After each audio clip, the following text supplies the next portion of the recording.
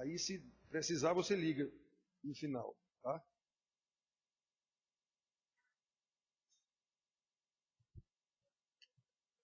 Primeiro amor. Eu lembro desse cântico quando ele foi lançado. O nome do conjunto era Rebanhão. O cantor, Carlinhos Félix. Eles foram cantar em Campina Grande uma época e um bando de jovens, eu era conselheiro dos jovens. Aí vamos ver o Rebanhão, não sei o quê. Do mesmo jeito de alguém vai ver Daniela Mercury, por exemplo. Aí eu disse para meus filhos, não, vamos. Eu fui em 2 carros meus, inclusive, para levar, 6 num carro, 6 no outro, foi tudo entupido os carros para lá. Aí lá, jovem rodando a camisa, e eu olhando lá, disse que aquilo é louvor a Deus, disse que aquilo era tudo crente. Aí quando a gente ia voltando, no carro que estava comigo, eu lembro que eu perguntei, olhando pelo retrovisor, 4 no banco traseiro, 2 aqui na frente, estava tudo irregular, inclusive. Aí, eu disse, meninos, eu vou fazer uma pergunta para vocês e eu quero sinceridade, mas sinceridade mesmo. Pode perguntar. Em algum momento daquele negócio ali, vocês realmente pensaram em um olhou para o outro assim? Sinceridade, hein? Não, eu sabia disso. Eles foram para o show. Eu gosto, só isso. Não tem diferença nenhuma do show da Daniela Mercury, da Ivete Sangalo. Nenhuma. É a mesma coisa. Só que eles não sabem disso. Eles pensam que estão adorando a Deus. Detalhe, o conjunto também pensa que está louvando a Deus. Tá, não, ele está fazendo show. Muito bem, irmãos. Então, mas eles gravaram essa música. Quero voltar ao início de tudo, me arrepender, sabe? Então, é muito profunda a letra desse cântico. O João vai tocar certo e eu vou tocar errado, mas a gente vai tocar assim mesmo. Ele vai tocar assim mesmo. Quero voltar ao início, voltar-me contigo, Senhor. Quero rever meus conceitos, valores.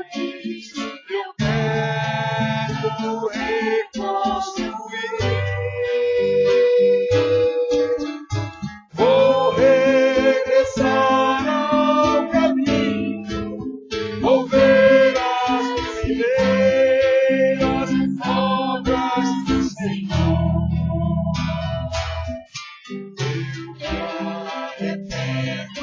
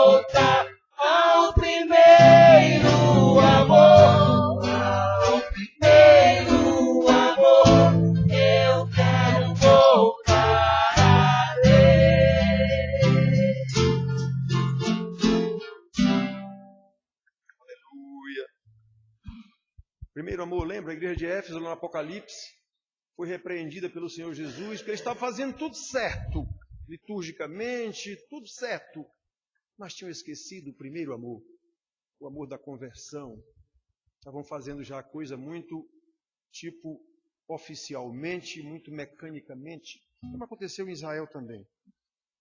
Deus diz, através de Amós, Osés, vocês fazem isso porque vocês gostam.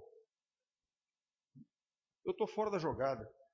Muito bem, irmãos, então, nós temos o que eu mais quero, aquele que não perdeu o primeiro amor. O que eu mais quero em meu viver é te amar. O que eu mais quero em meu viver é te amar, Jesus. E quero te amar, contigo sempre estar.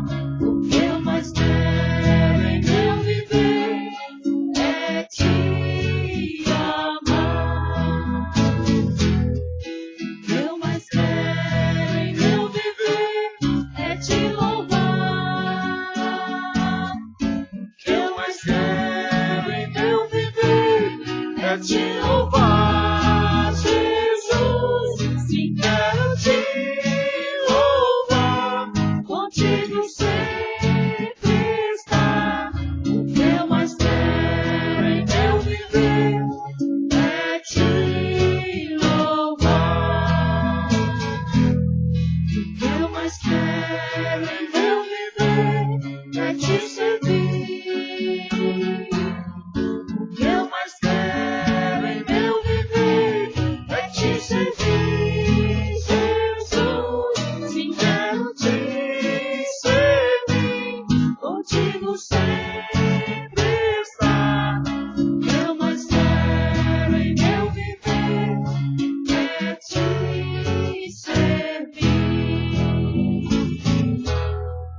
Nós o amamos porque Ele nos amou primeiro. Então, entendendo esse amor, nós passamos a louvar a Deus ou exaltá-lo e dizer as maravilhas que Ele fez para me salvar. E a partir daí, com esse conhecimento, eu passo a servi-lo, porque foi para isso que eu fui salvo, para obedecer às ordens dEle. Vamos orar com Jane. Senhor, nosso Deus e Pai maravilhoso, nós te agradecemos por estarmos aqui. Queremos, Senhor, te pedir perdão pelas nossas falhas e pecados. Pai, fica conosco esta noite, Senhor, dirigindo o pregador, Senhor, usando o teu servo para falar o que precisamos ouvir, não o que queremos ouvir, meu Pai. Nos ajuda, Pai, a cada dia, de dando a tua graça e a tua misericórdia, porque as tuas misericórdias são as causas de não sermos consumidos, Pai.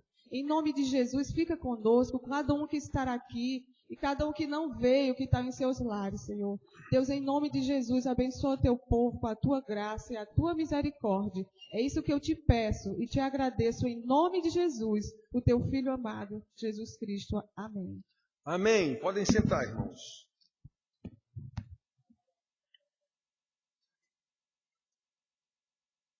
Como eu já disse para vocês, o pregador de hoje à noite,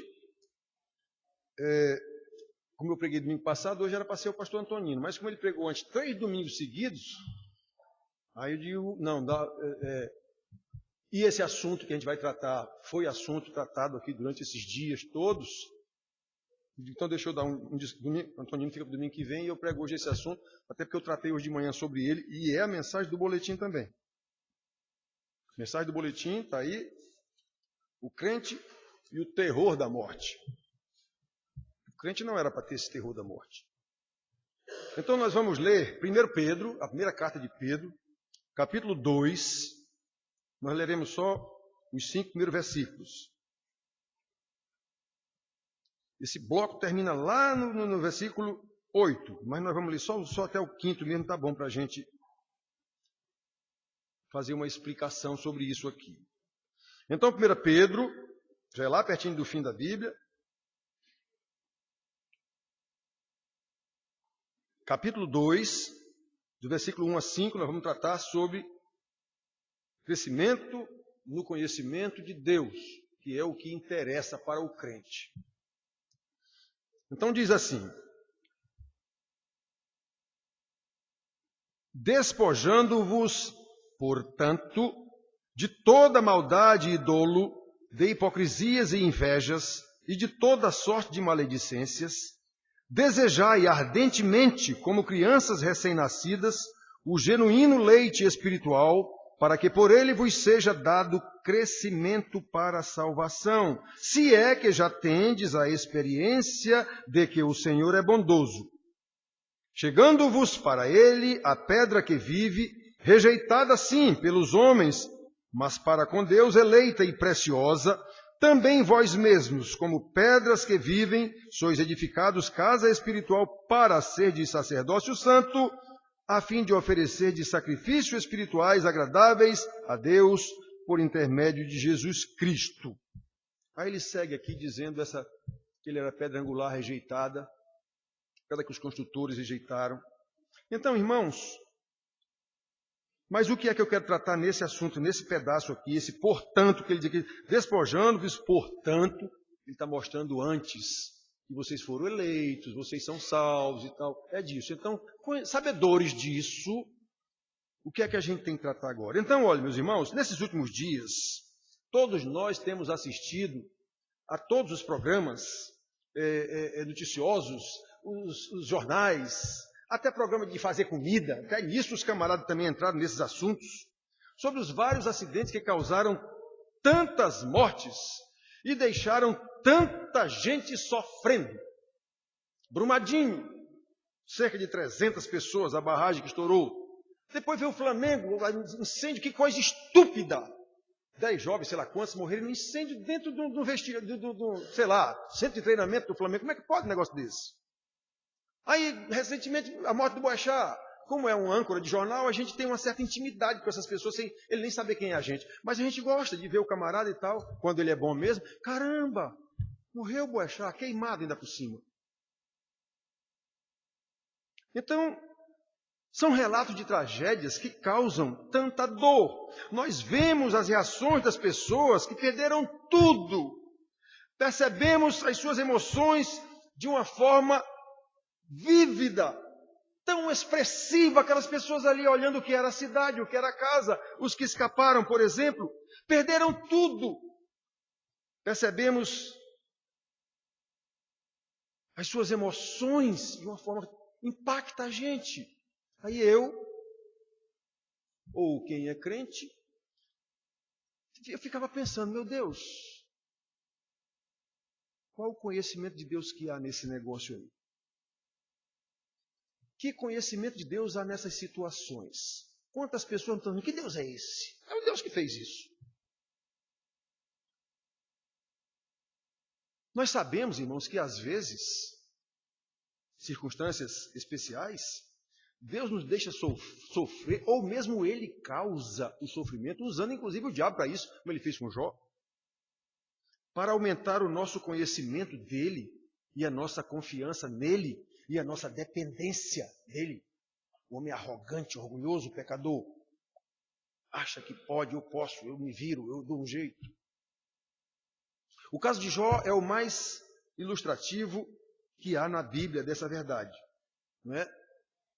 Jó ficou sem saber, durante todo eu já vi muitos livros que dizem que o tema do livro de Jó é por que o justo sofre. É não. Lá não diz hora nenhuma por que Jó sofreu. Não tem, dizendo em nenhum lugar por que ele sofreu. O que se vê ali é um justo perplexo diante do sofrimento, exatamente sem saber por quê. E não foi dito por quê.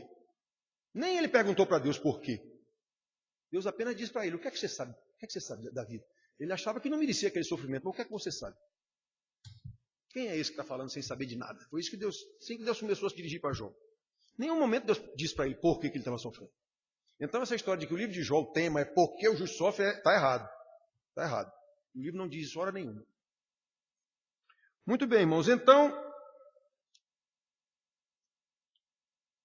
Jó está tão distante da gente no tempo, no espaço,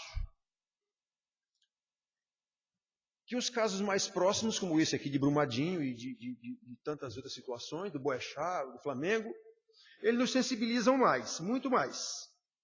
A narrativa do sofrimento pelo qual Os sofrimentos da barragem passam, por exemplo, de cortar o coração. A gente vê aquelas pessoas sujas de lama, um garotinho agarrado num cachorrinho, todos os dois sujos de lama. Você vê aquela situação, meu Deus! Só que, irmãos, podem fazer um autoexame aí de vocês. Em todos esses casos que a gente vê tanto sofrimento e tanta destruição, a gente só pensa no lado material. No lado, digamos assim, do sofrimento físico. Do sofrimento, essa pessoa perdeu tudo. Não tem mais casa, não tem o que comer, não tem onde dormir. É só disso que a gente pensa. Podem pensar aí. Dificilmente alguém vai pensar na situação espiritual dessas pessoas. Mas é dificilmente mesmo. É quase impossível, inclusive. Todo mundo está ali morrendo de pena de coisas materiais. Morrendo de pena da vida nessa terra. Pode pensar aí, todo mundo, se alguém pensou por acaso em situação espiritual daquelas pessoas. Quantos crentes tem ali dentro? Quantos crentes estão passando por aquela situação ali? Deve ter. Então, meus filhos, prestem atenção. Nos versículos que nós lemos, num contexto de terrível sofrimento daqueles irmãos para os quais Pedro escreveu, eles estavam sendo mortos, perseguidos por Nero. Quem não adorasse Nero era morto em poste, queimando. E eles não podiam adorar Nero, os ídolos de Nero, a estátua de quem quer que seja lá. Eles não podiam, então eram perseguidos. E Pedro está instando aqueles irmãos para eles crescerem no conhecimento de Deus. Pedro, diante de uma situação física, secular, os irmãos sendo incendiados, ele não está interessado no sofrimento físico desses irmãos. Ele está interessado em quanto esses irmãos têm crescido no conhecimento de Deus.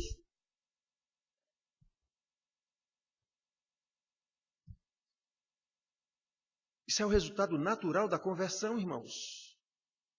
Por isso que eu digo para vocês aqui, e alguém diz que eu sou radical, ou que eu sou grosso, pode dizer, faz mal não. Eu já disse para vocês, como Paulo, eu não estou interessado em agradar ninguém não. Estou interessado em ensinar a Bíblia como ela é. Quem quer,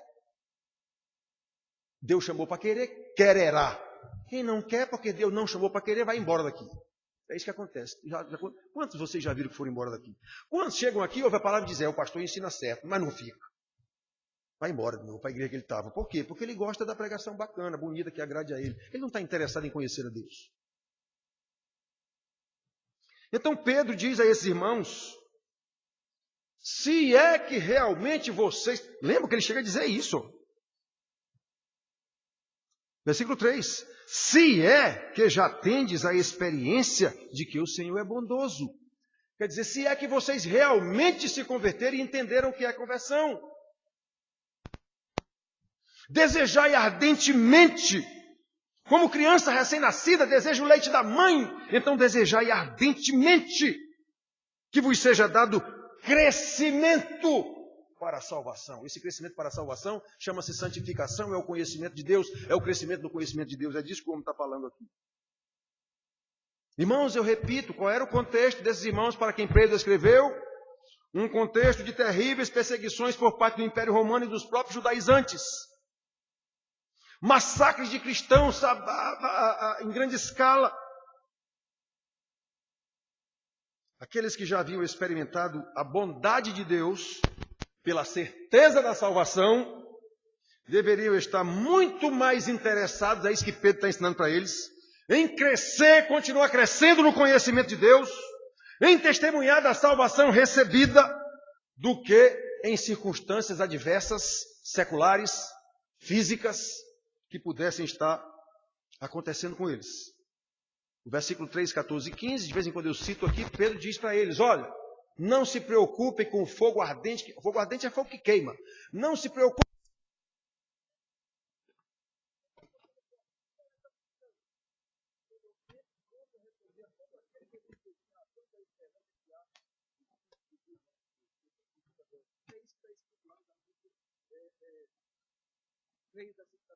Então repare que o apóstolo não estava interessado em resolver o problema dos irmãos que estavam sendo queimados em poste por causa do nome do Senhor. Ele estava interessado em fazer com que esses irmãos crescessem no conhecimento de Deus. Duvido que tem alguém que se interessou pela parte espiritual dessas pessoas.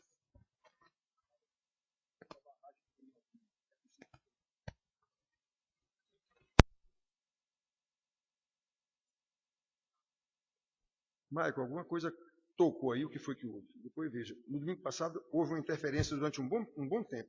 Não sei o que foi. Então, olha, irmãos, esta é a sequência natural da carta de Pedro aos seus leitores. Eles foram regenerados, foram eleitos. Pedro escreve aos eleitos, logo no capítulo 1, versículo 1, Pedro, apóstolo de Cristo, aos eleitos, aos que foram salvos, eleitos segundo a presciência de Deus Pai, em santificação do Espírito, para a obediência e a expressão do sangue de Cristo. Aqui ele fala na Trindade, inclusive, envolvida na salvação de qualquer um eleito. É para esses que ele está falando. Agora estavam sendo perseguidos. Pedro não tratou aqui, olha, fujam para tal canto, eu estou orando para vocês não serem perseguidos. Não, ele não diz isso. Eu quero que vocês cresçam no conhecimento de Deus. O resto não interessa, por enquanto. Então, irmãos, olhem só. Eles foram regenerados. Fostes regenerados. Capítulo 1, versículo 23, atrás um pouquinho de onde nós lemos. Fostes regenerados, não de semente corruptível, mas de incorruptível, mediante a palavra de Deus, a qual vive e permanece. Portanto, vocês agora têm que crescer no conhecimento dessa palavra. Se isso aconteceu de fato, como bebês espirituais, eu vivo dizendo para vocês aqui, o irmão que não sente, irmão que eu digo é membro de igreja, que não sente necessidade de crescer no conhecimento de Deus, sinto muito dizer, esse irmão não é convertido. Ele é religioso, ele é membro da igreja, como poderia ser membro do candomblé, do espiritismo, do catolicismo, em qualquer lugar. Ele é um religioso membro de uma igreja, só isso.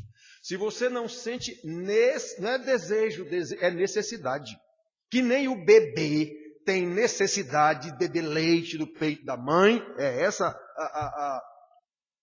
como é que se diz? Esqueci agora a palavra. Que você usa no lugar de outra. Que Pedro está dizendo aqui. Você precisa beber o leite espiritual, que é o conhecimento da palavra de Deus. Se você foi salvo, você precisa beber esse leite espiritual para crescer e se fortalecer cada vez mais na sua estatura espiritual. Ficar em igreja de domingo a domingo, depois você vai para o inferno com a igreja de domingo a domingo. Eu preciso dizer isso para vocês. Eu não engano ninguém. Então Pedro está dizendo que se isso aconteceu de fato, se vocês já experimentaram a bondade de Deus, ele está falando de salvação, pois então vocês agora vão crescer tomando esse leite espiritual feito bebê. Necessita do leite materno. Vocês devem continuar ansiando pela palavra como um bebê anseia pelo leite da mãe. O que os levará a um crescimento sadio no conhecimento de Deus. Pedro está lembrando aqueles irmãos que receberam o evangelho da salvação, se é que eles experimentaram a salvação, que pelo crescimento no conhecimento de Deus, devem saber que as circunstâncias materiais dessa vida não são mais importantes do que a esperança da vida eterna no reino do Pai, na glória do Pai, na presença do Filho. Por isso eles precisam continuar crescendo no conhecimento de tão grande graça. Isso está na Bíblia, no Novo Testamento o tempo todo, irmãos. O escritor aos Hebreus diz, como escaparemos nós se negligenciarmos a tão grande salvação? O que era que estava acontecendo nos Hebreus? O pessoal estava deixando a igreja. Depois de algum tempo estava deixando a igreja. A carta aos Hebreus é chamando severamente a atenção dos irmãos para isso. Ensinando para eles o que foi que aconteceu, fazendo uma ligação entre a lei do Velho Testamento, a lei levítica, sacerdotal e Cristo. Aqueles cultos lá e o culto agora. Os líderes daquele tempo e o líder agora. E vocês estão abandonando tudo? Vocês não entenderam nada? Aí ele diz claramente, vão para o inferno. Ele diz claramente. Então, irmãos, a gente tem que tomar muito cuidado. A esperança da vida eterna na glória do Pai. Só que há uma outra coisa aqui, nesses versículos que nós lemos, que precisamos observar. Algo que é indispensável para que coloquemos em prática qualquer conhecimento teórico de Deus. Pedro está escrevendo a filhos da obediência, capítulo 1, versículo 14. Ele diz assim, Como filhos da obediência, no discipulado eu mostrei para vocês aqui não sei quantos versículos que dizem que nós fomos salvos para a obediência. Como filhos da obediência, não vos amoldeis às paixões que tinhais anteriormente na vossa ignorância. Quando vocês não tinham ainda conhecimento da bondade de Deus, quando vocês não tinham ainda conhecimento da salvação de Deus, vocês faziam tantas coisas, mas agora não.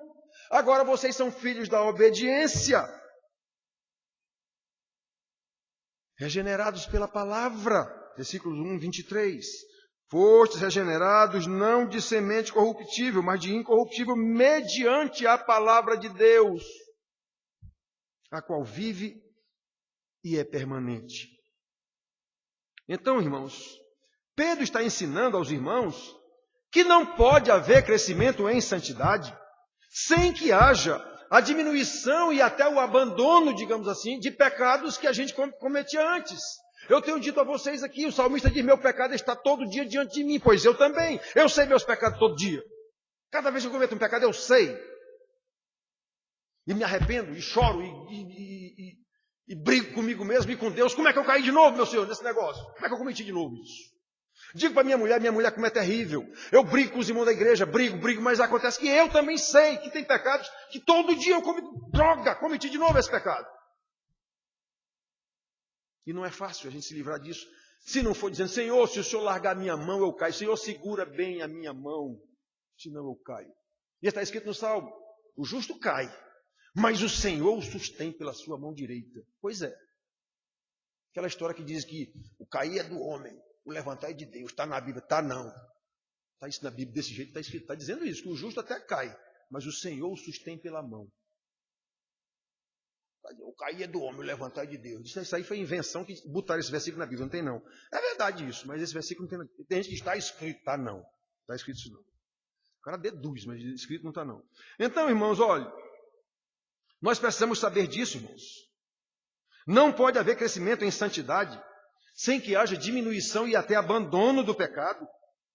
Como ele diz no primeiro versículo que nós lemos, despojando-vos, portanto, de toda maldade e dolo, de hipocrisias e invejas e de toda sorte de maledicências. Eu não posso, está escrito lá em Isaías, Deus dizendo, não posso suportar iniquidade associada a ajuntamento solene. Não adianta vocês estarem aqui com essa história de culto, se a sua vida é um pecado só. É isso que está escrito lá em Isaías. E é isso que Pedro está dizendo aqui também. Olha, vocês têm que se despojar. Paulo explica tanto isso em Efésios, em todo canto, despindo do velho homem e se revestindo do novo homem. É isso. Eu tenho que ir deixando o pecado e deixando o pecado. E eu estou dizendo que eu brigo tanto comigo mesmo, porque há quanto tempo eu tento me livrar desse pecado e não consigo?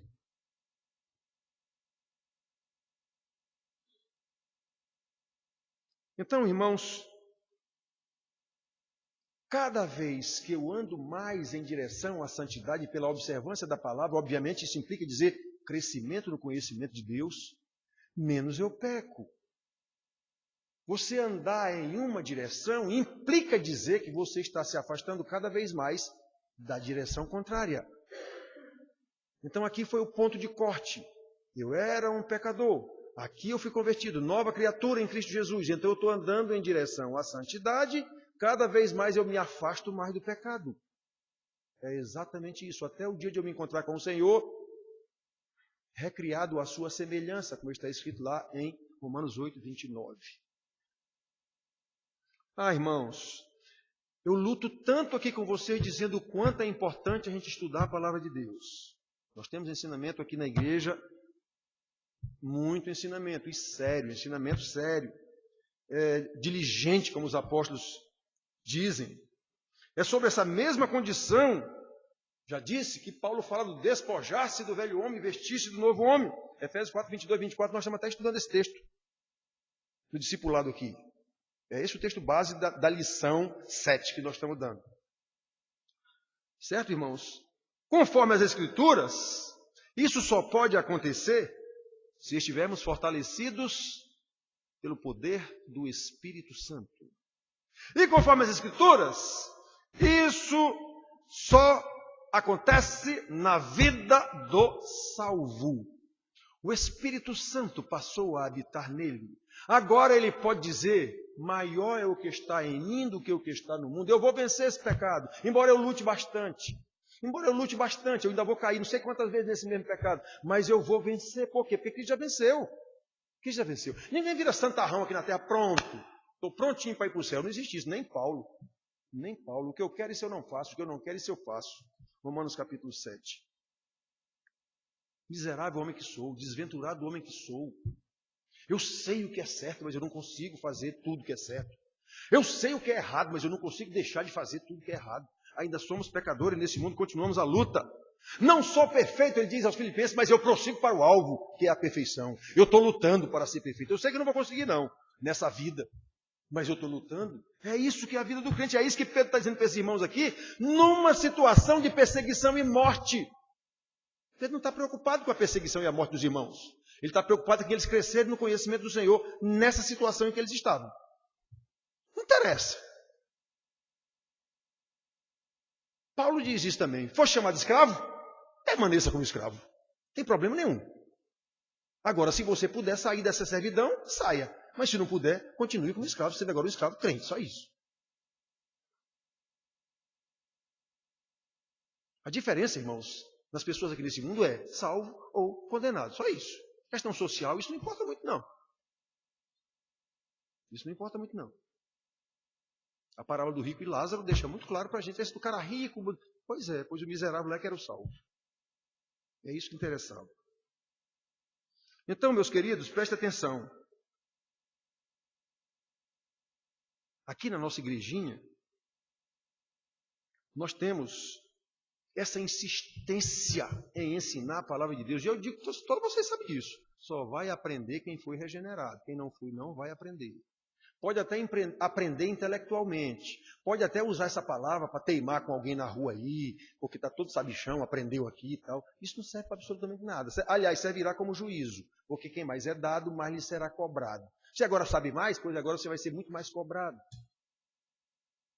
Nós já estudamos aqui Mateus capítulo 5, não julgueis para que não sejam julgados. Está lá. Todo mundo acha que isso é proibindo julgamento. Não, como está falando ali é de santidade de vida. Se eu não tenho uma vida de santidade, eu não posso chamar a atenção do irmão que está em pecado. É só isso. Como é que eu estou com uma trave no meu olho, um hipócrita safado que nem os fariseus, e estou querendo chamar a atenção de todo mundo? É sobre isso que Jesus está falando. Ele não está proibindo ninguém de julgar ninguém, não. Ele está falando de santidade. Eu tenho que primeiro me santificar para eu poder cuidar de você. Esse é o papel do marido. Ele é responsável pela santificação da sua esposa. Está escrito lá isso em Efésios. Assim como Jesus santifica a igreja, o marido é responsável pela santificação da sua mulher também.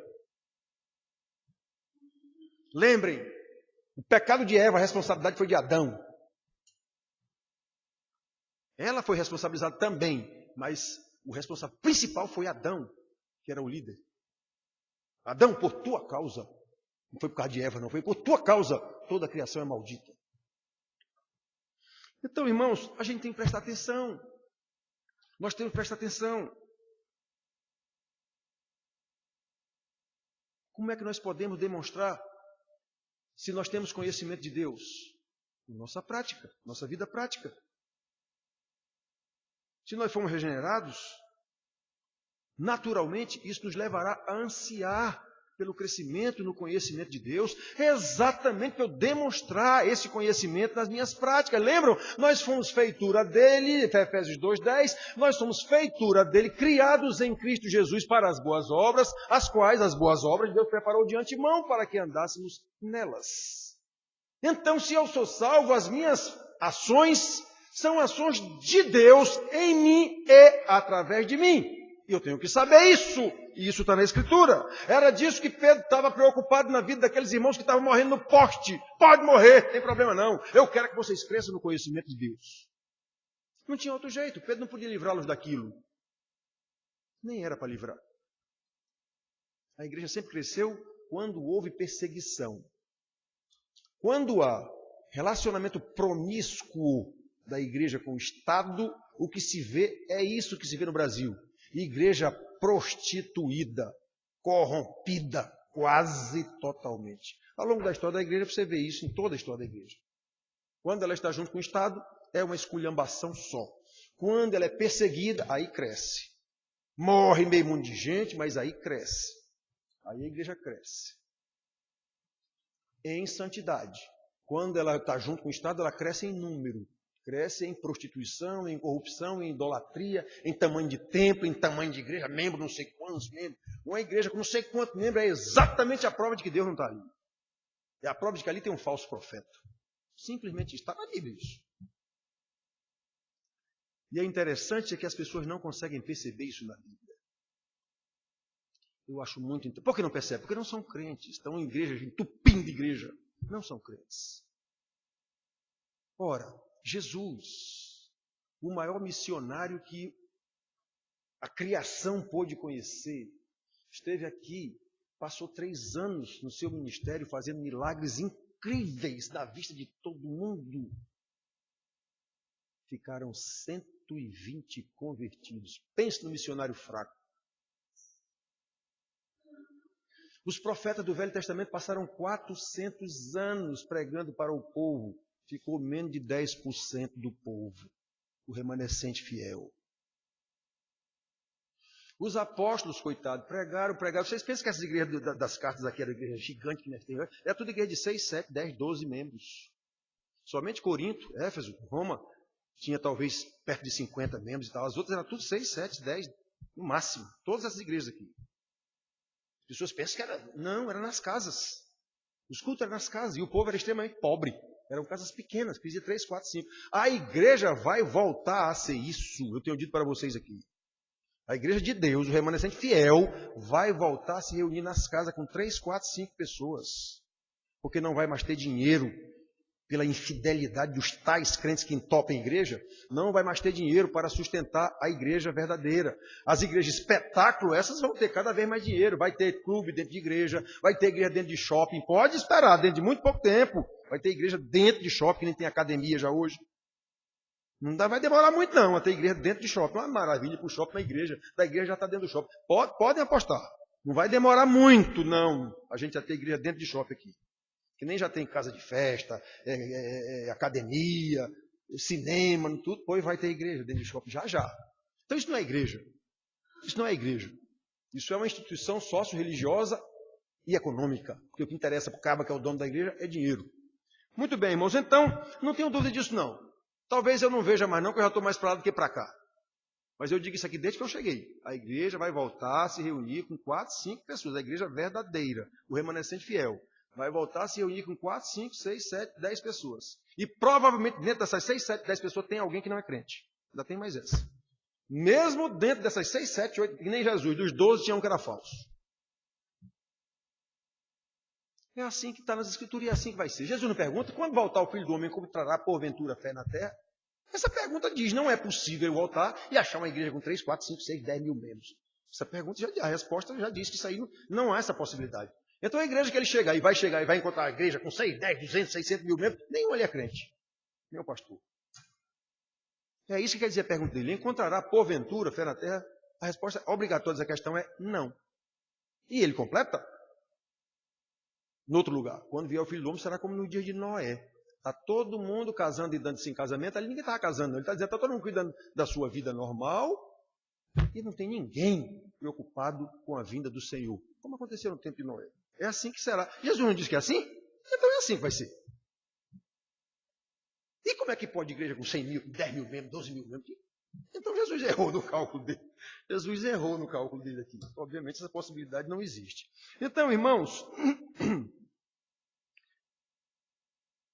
sejam quais forem as circunstâncias, o crente verdadeiro vai estar preocupado em crescer no conhecimento de Deus. O crescimento desse conhecimento de Deus vai me dar condição de conhecer melhor a situação. Esse Salmo 119 que nós já lemos aqui, lá no capítulo 98, 99, 100, nós já passamos por ele está dizendo isso. Eu, na tua palavra, eu sou mais sábio do que os sábios.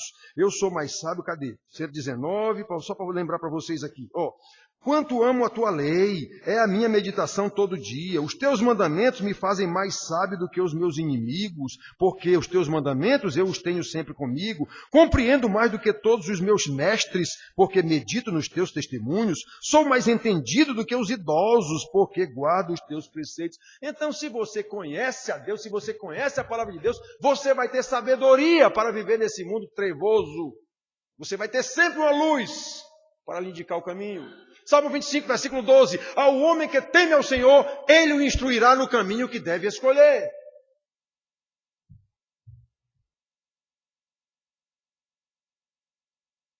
Tem um jovem aqui.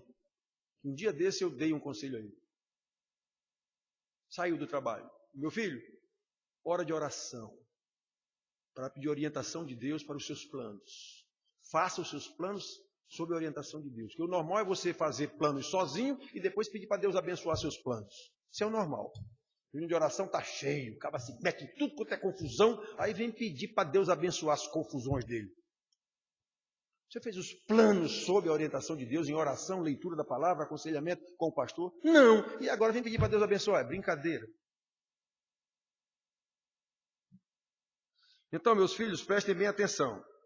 Nós aqui na nossa igrejinha, se experimentamos a bondade de Deus, precisamos nos despojar dos nossos pecados. Primeiro ponto que ele chama atenção aqui. Pecados naturais dos filhos da desobediência, quando não éramos ainda convertidos.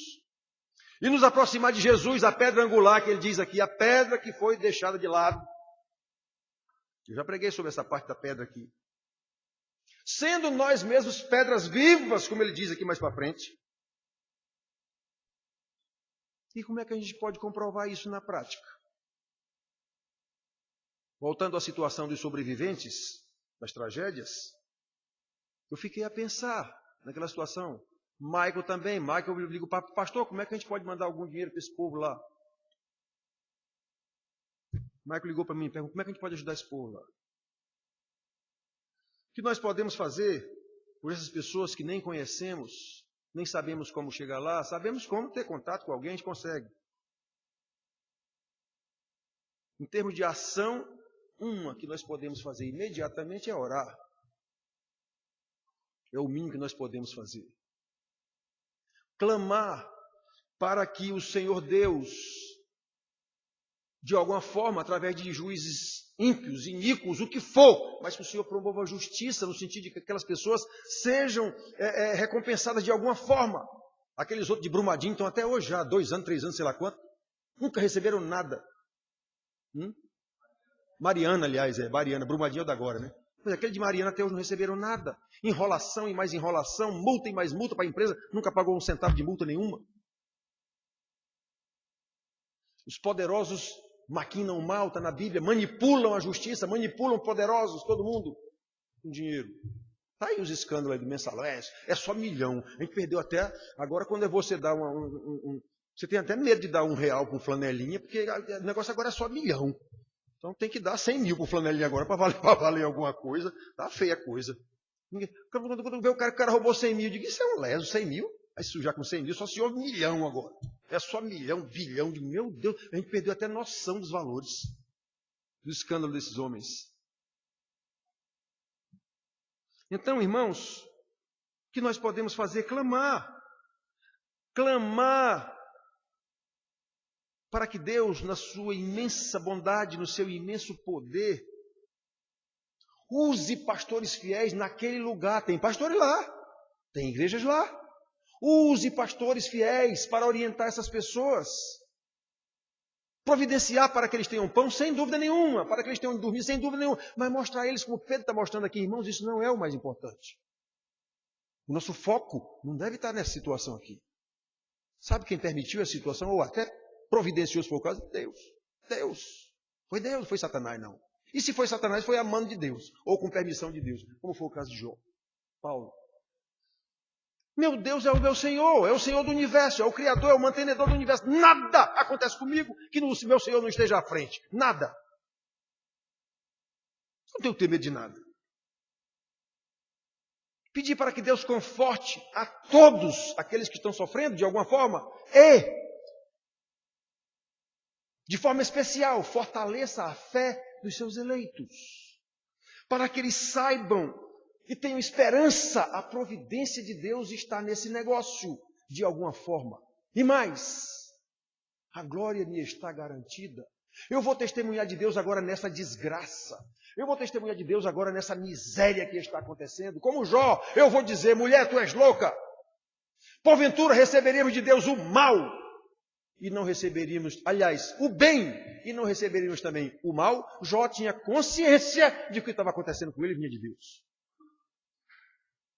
Que nem Noemi, mulher de Elimeleque, e se mudaram para Moabe e deu tudo errado.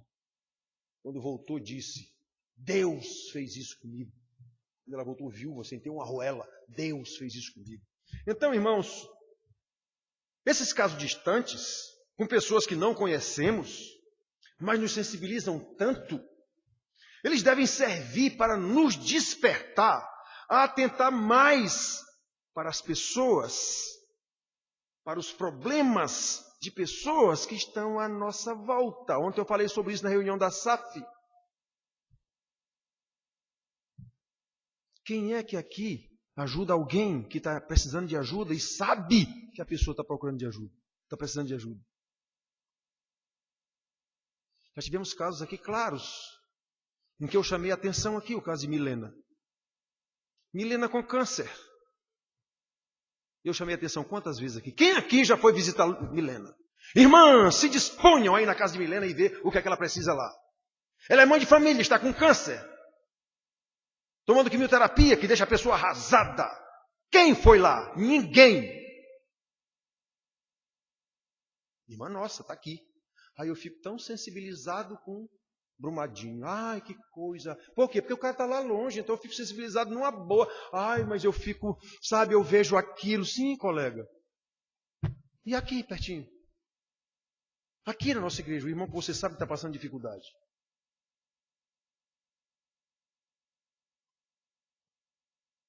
Quantas vezes eu já chamei a atenção dessa igreja aqui por causa de Valdinha? Velha, fui lá anteontem. Velhinha, morando numa casa quase do tamanho desse púlpito. Sozinha. Quantas irmãs daqui da igreja já se preocuparam com Valda? Já fizeram alguma coisa efetiva por Valda? Quantas vezes eu já chamei a atenção disso nesse púlpito aqui? Quantas? Você viu para quê? Para nada. Mas eu me sensibilizo com Mariana, eu me sensibilizo com Brumadinho, eu me sensibilizo com os meninos do Flamengo.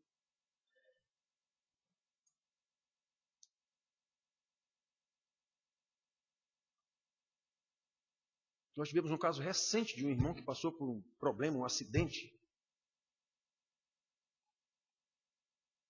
Várias pessoas aqui sabiam que esse irmão estava precisando de ajuda e que tipo de ajuda ele estava precisando.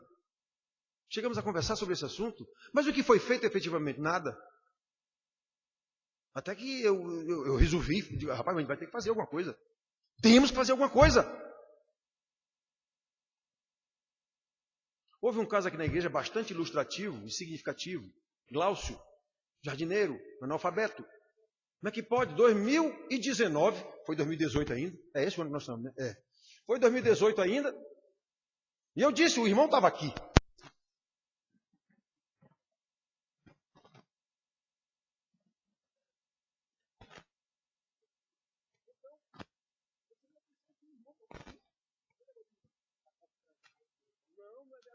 Todo mundo aqui na igreja sabe que o nome é analfabeto. Assina com o dedão.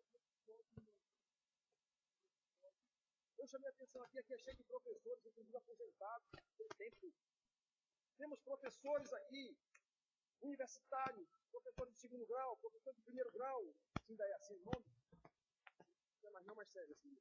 Então, alguém tem que ensinar esse homem a ler, escrever. E atenção, meu Deus. Sabe, dos professores que nós temos aqui, quem se movimentou ou quem tomou alguma atitude? Ninguém. Eu aqui, depois chamei a atenção umas duas vezes. Eu vou ensinar o irmão a ler. Eu vou providenciar isso. Brincadeira, irmão.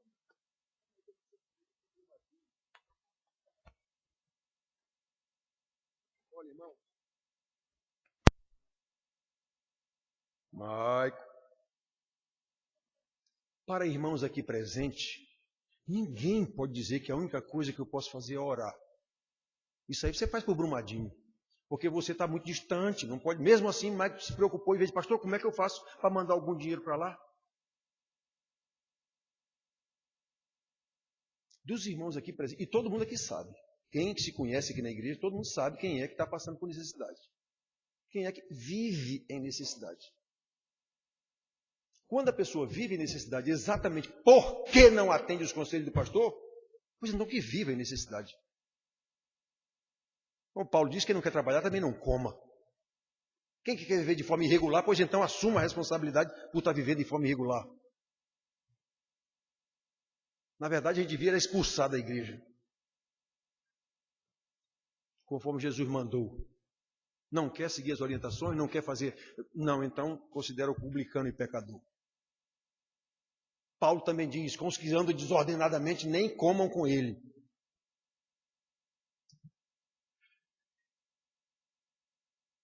Então, irmãos, preste atenção. Para os que estão aqui na igreja, com tanta tragédia que nós tomamos conhecimento e nos sensibilizaram tanto essas tragédias. Sim, coleguinha. E os nossos irmãos aqui perto, que nós estamos sabendo, alguns casos que têm dificuldade. Tem dificuldade para comprar um livro para o filho. Tem dificuldade, às vezes, para fazer uma feira. Nós sabemos. Nós sabemos. Repito, se for porque não quer se enquadrar nas normas como dizia o papai, do bom viver, então assuma. Como diz Paulo, quem não quer trabalhar também não coma. Mulheres que vivem batendo perna de casa em casa, que vão trabalhar. Paulo ensina tudo isso. Então, irmãos, se somos salvos, como Paulo diz aqui, Pedro, se é que já tendes a experiência de conhecer a bondade de Deus. Então, se somos salvos, se já experimentamos a bondade de Deus, como o homem diz aqui, se estamos nos despojando dos nossos pecados, como ele diz logo no primeiro versículo que nós lemos, se estamos buscando crescer no conhecimento de Deus, como ele diz aqui, é disso que ele está interessado, a fim de que fiquemos cada vez mais parecidos com Jesus. É esse o propósito de Deus na vida de cada um dos seus salvos. E se somos pedras vivas para a edificação e crescimento da própria igreja, nos ajudando e nos edificando mutuamente. Então não há dúvida nenhuma de que podemos e devemos fazer mais uns pelos outros. Não entendemos por que umas pessoas passam por mais dificuldades do que outras. Passam por mais tribulações do que outras. Quase sempre essas pessoas deram causa a isso. Quase sempre. Tanto as dificuldades quanto as tribulações e até tentações. A pessoa deu causa a isso. Deus sabe, cada caso. E uma coisa nós também sabemos, porque Deus nos revelou na sua palavra. Nós precisamos chorar com os que choram. Se alegrar com os que se alegram, todo mundo quer. Nós precisamos chorar com os que choram. Nós precisamos nos suportar mutuamente no entendimento completo do verbo suportar. Suportar, aguentar mesmo as chatices ou esquisitices do outro. Nós somos esquisitos, todos nós. Tem alguma esquisitice. Você acha dos outros, pois os outros acham de você. Então nós precisamos nos suportar, nesse sentido de aguentar mesmo um ao outro. Somos diferentes. E precisamos nos suportar no sentido de dar suporte. No sentido de dar apoio ao outro. Isso nós podemos fazer uns pelos outros. E devemos fazer. Pessoas tão próximas de nós, que nós temos a cara de pau de chamar de irmãos em Cristo Jesus. E estou me lixando para a situação que o cara está passando. Detalhe, eu até sei. Irmãos queridos, nós sabemos muito bem que quando uma pessoa está em dificuldades, ela precisa ser suportada, no sentido de receber algum suporte. E isso pode envolver auxílio material e espiritual. Nós terminamos a aula aqui.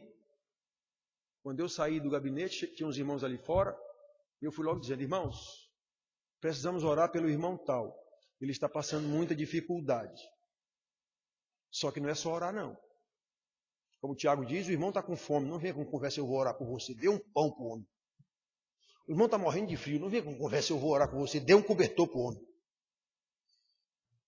Vamos orar pelo irmão tal. Ele está passando dificuldade. Porém, sua oração não vai resolver, não. O irmão está precisando ser suportado por nós agora. Esse suportado, ele está precisando de comida na casa dele. Pronto, vamos ter que providenciar. Ele está precisando de tal coisa. Pronto, nós vamos ter que providenciar.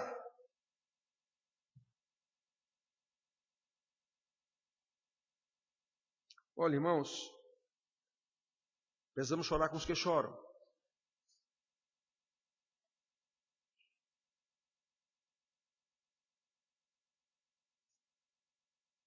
Se somos pedras vivas, precisamos nos achegar uns aos outros, todos achegados a Jesus, a pedra viva que nos dá vida. Ao mesmo tempo em que nos despojamos do velho homem, do pecado, das coisas que a gente tinha antes de conhecer o Senhor, egoísmo, individualismo, comodismo e tantos outros ismos que nos afastam uns dos outros. E quando nos afastamos uns dos outros, isso é consequência do afastamento de Deus. Isso é consequência de desobediência à sua palavra. Nós precisamos prestar bem atenção, crescer no conhecimento do Senhor. E enquanto crescemos no conhecimento do Senhor, vamos nos ajudando uns aos outros. Esse tem que ser o ponto de partida. Tem que ser a nossa base. O conhecimento do Senhor, independentemente de Brumadinho, incêndio de Flamengo, o que for. Crescimento do Senhor. Aí nós temos condição, sabedoria dada pelo próprio Deus a tratar desses assuntos. O que é que eu vou fazer? O que é que eu vou fazer? O conhecimento de Deus. E somente ajudando uns aos outros estaremos demonstrando que temos esse conhecimento. Repito, ao tempo em que vamos nos despojando do velho homem. Mostrando que o nosso conhecimento não é apenas teórico para mostrar para os outros que eu sei. Conhecimento infrutífero. O homem diz aqui que tem que ser frutífero. Mas um conhecimento prático, em constante crescimento, cheios de frutos. Lembra da videira, a parábola da videira, João 15? O galho que não dá fruto, o agricultor que é meu pai, corta e lança no fogo. Para que esse galho aqui? Aí Deus nos ajudará, na força do seu poder, a enfrentar seja o que for. Seja o Nero incendiário, seja o governo desgraçado do nosso país, corrupto. Nós temos esperança que agora a coisa mude. Seja o que for, irmão.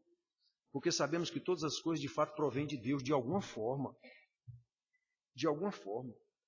E que Ele nos ajudará a enfrentar seja o que for. Porque com o conhecimento de Deus, nós passamos a ter mais conhecimento da criatura. Se nós conhecemos o Criador, temos mais conhecimento da criatura. Eu já disse para vocês, nada nesse mundo me faz medo. Nada nesse mundo. Ai, que coisa. Ah, rapaz, o cara estuprou uma menina de 1 ano. Pode? Claro que pode. O cara é um pecador. Claro que pode. Então isso não me espanta. O cara matou a família toda, a mulher, os filhos, o pessoal. O que é que vocês sabem de Deus? O que é que vocês sabem da criação? O que é que vocês sabem? Por que vocês se espantam com isso? Eu não me espanto com essas coisas. Hitler matou 6 milhões de judeus. Sim, qual é o problema? Onde é que está o espanto disso?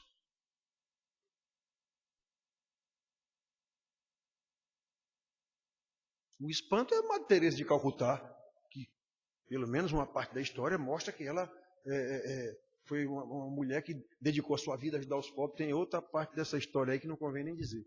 Mas é isso. Isso sim é espantoso. Uma pessoa se dedicar, abrir mão da sua vida para ajudar os outros. Isso sim é espantoso, num mundo corrompido pelo pecado. Isso sim é espantoso. Mas um cara fazer o mal, isso é natural.